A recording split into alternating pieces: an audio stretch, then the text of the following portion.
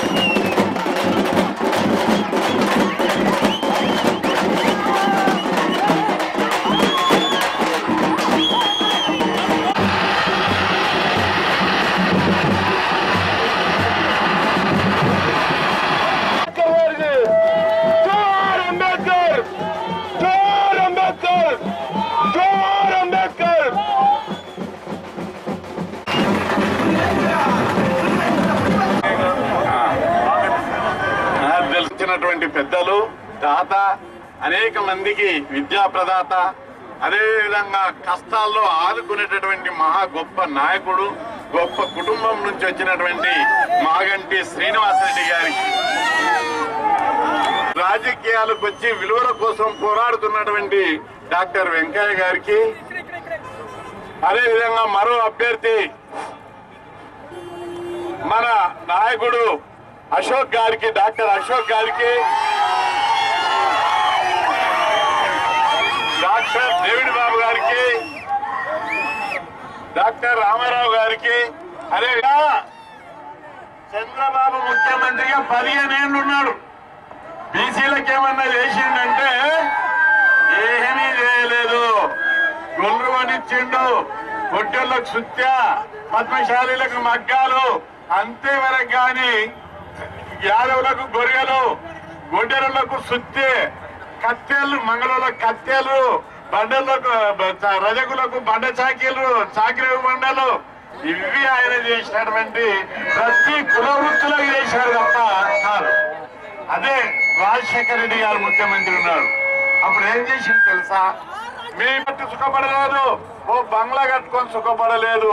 కనీసం మీ పిల్లలు చదువుకుంటే, మీ పిల్లలు డాక్టర్లు అయితే, మీ పిల్లలు ఇంజనీర్లు అయితే, మీ పిల్లలు కలెక్టర్లు అయితే, మీ పిల్లలు పోలీస్ ఆఫీసర్లు అయితే, మీ పిల్లలు లెక్చరర్లు ప్రొఫెసర్లు అయితే మీరు బంగ్లాలు డెవలప్ అవుతాయని చెప్పి ఫీజుల రియంబర్స్మెంట్ పెట్టించినటువంటి మహానుభావుడు రాజశేఖర రెడ్డి అని చెప్పి. అప్పుడు నేను చదువుకుంటున్నా, పెద్ద ఎత్తున పోరాటాలు చేశాను, ఉద్యమాలు చేశాను. రాజశేఖర రెడ్డి గారు పిలిచారు, మీ ఎస్సీలకు, ఎస్టీలకు, బీసీలకు, మైనార్టీలకు చదువు కావాలి, ఉద్యోగాలు కావాలి, అన్ని కావాలి అని అడిగి వాళ్ళని డెవలప్ అయినటువంటి మహానుభావుడు, అడిగిందల్లా ఇచ్చినోడు ఒకే ఒకడు రాజశేఖర రెడ్డి అని చెప్పి నేను మనవి చేస్తున్నా.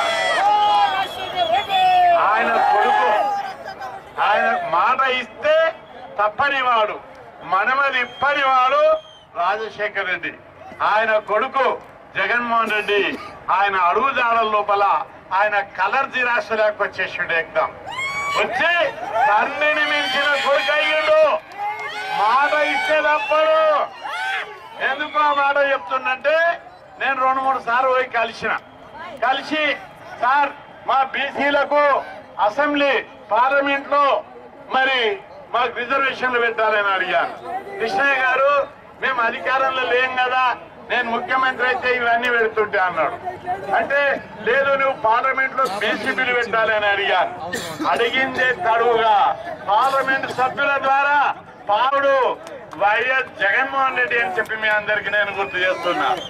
అంతేకాదు వాళ్ళ ఆ పిల్లల యొక్క ఫీజులను మొత్తం మేమే పెడతామని చెప్పినటువంటి, అంటే 20,000 ఉండేది, 30,000 ఉండేది, మొత్తం ఫీజులు నేనే కడతా అని చెప్పినటువంటి గొప్ప దమ్మున్న మొనగాడు వైఎస్ జగన్మోహన్ రెడ్డి అని చెప్పి మీ అందరికి గుర్తు చేస్తున్నా. అంతేకాదు పిల్లలు చదువుకుంటున్నారు, మళ్ళా ఖర్చులు ఉన్నాయా వీళ్ళకు? తిండి ఖర్చు, బట్ట ఖర్చు, పుస్తకాల ఖర్చు, నోట్బుక్లు ఉంటాయి. కాబట్టి వీళ్ళకు ఒక్కొక్క కుటుంబం పిల్లలను స్కూల్ కు పంపిస్తే ఒక్కొక్క పిల్లగానికి 20,000 రూపాయలు ఇస్తున్నాడు. అది నాకు ఆశ్చర్యం వేసింది. ఎంత దమ్మున్న మొనగాడు, ఎంత నిజాయితీ పరుడు, పేదల పట్ల ఎంత ప్రేమ ఉన్నవాడని చెప్పి ఎవరన్నా మాట అంటారా? చదువుకుంటే ఫీజు కడతామంటారు కానీ 20,000 కూడా ఇస్తామన్నాడంటే నిజంగా జగన్మోహన్ రెడ్డికి మద్దతు ఇవ్వకపోతే మా కులపోళ్ళు, మా ఎస్సీలు, ఎస్టీలు, బీసీలు బబ్కి బయట పడరు.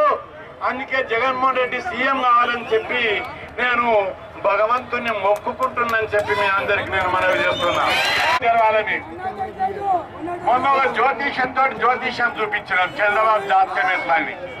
ఆయన ఏలినన్ని రోజులు ఆయన ముఖ్యమంత్రులు ఉంటే వానరు పడవు. 5 ఏళ్ళలో ఎప్పుడైనా వానరు పడాయా? ఎప్పుడు శ్రీశైలంలో ఎండిపోలేదు. మీరు బస్సు కట్టి శ్రీశైలం మొక్కి ఆ శ్రీశైలం ప్రాజెక్టు తొంగి చూడండి, నీళ్లు లేవు. నాగార్జున సాగర్ వేసి 60 ఏళ్ళు అయింది. నెహ్రూ గారు, పెద్ద మహాత్మా గాంధీ వాళ్ళందరూ ఉన్నప్పుడు వేసిన నాగార్జున సాగర్. అందరూ ఆ చుట్టుపక్కల ప్రజలందరూ అంటున్నారు ఈ రాష్ట్రానికి, ఏపీకి ఏం దరిద్రం చుట్టింది, నాగార్జున సాగర్ ఎప్పుడు ఎండిపోలేదు, మొదటిసారి ఎండిపోతే చేపలు కూడా చంద్రబాబుని తిడుతున్నాయి. అరే ఈ దొంగ నాకు ఎక్కడ వచ్చిందంటే.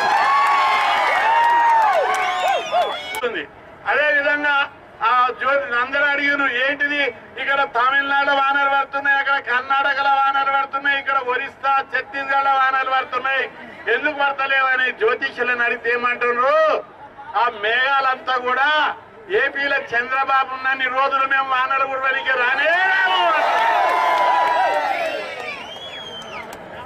ఏపీకి చంద్రబాబు పెద్ద శని, దరిద్రుడు.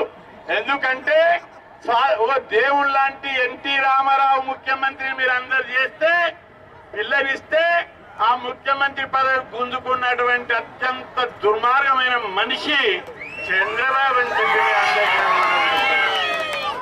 మామనే ఓర్వనోడు మన నోరుస్తాడా మన బాబు ఓరుస్తాడా అని చెప్పి మీ అందరికీ నేను మనవి చేస్తున్నా. అందుకే మన ప్రజలందరూ ఆలోచించాలి. చంద్రబాబు ఎవ్వరు ఎస్సీలు ఎస్టీలు మైనార్టీలు బీసీలు ఎవ్వరు బాగుపడడం ఒప్పుకోడు. ఎంతసేపు మన ఓట్ల మీదనే ప్రేమ. 5 ఏళ్ళు సపోర్ట్ చేయడు. 5 ఏళ్ళు అయినాక మాత్రమే మన గురించి ఆలోచిస్తాడు. అందుకే జగన్ కు మనం ఓటేయాలి. జగన్ కు ఓటేస్తే ఒకటి మీ పిల్లలు కూలినారు పోవాలన్నా గుర్రకాడికి పోవాలన్నా కూలి బండి 1000 కోట్లు కేటాయిస్తానని చెప్పి ఈ బీసీ డిక్లరేషన్ చేసినటువంటి గొప్ప నాయకుడు జగన్మోహన్ రెడ్డి అని చెప్పి మీ అందరికి నేను మనవి చేస్తున్నా. అంతేకాదు బీసీలకు ఎవ్వరు గతంలో ఇవ్వని విధంగా 41 అసెంబ్లీ టికెట్లు ఇచ్చాడు, 7 పార్లమెంటు టికెట్లు ఇచ్చాడు. ఇంకా విచిత్రం ఏంటిదంటే డబ్బు లేని వాళ్ళకు కూడా టికెట్లు ఇచ్చాడు, ఒడ్డెరోళ్ళకి టికెట్లు ఇచ్చాడు, రజకులకు ఇచ్చాడు, న్యాయ బ్రహ్మణులకు ఇచ్చాడు, మత్స్యకారులకు ఇచ్చాడు, యాదవులకు ఇచ్చాడు, చేనేత వర్గాలకు ఇచ్చాడు. ప్రతి కులానికి పెద్ద ఎత్తున అసెంబ్లీ టికెట్లు మొట్టమొదటిసారి బోయలకు ఇచ్చాడు,